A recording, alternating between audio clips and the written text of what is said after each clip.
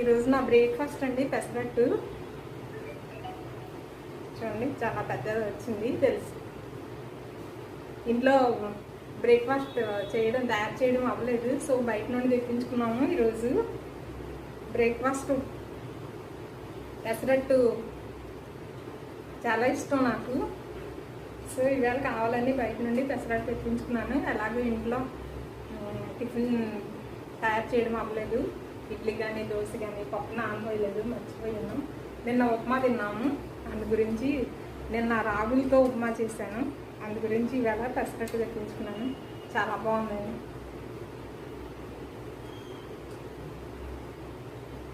చాలా బాగా చేస్తారు.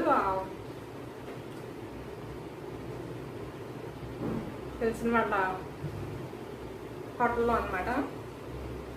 చాలా టేస్టీగా ఉందండి. ఎందుకంటే 2 పచ్చళ్ళు ఇచ్చారు, సాంబార్ కూడా ఇచ్చారు. ఇదిగోండి సాంబార్, మంచి స్మెల్ వస్తుంది.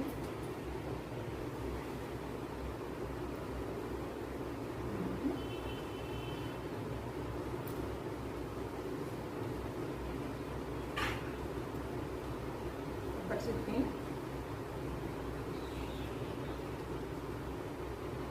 అల్లం పచ్చడి,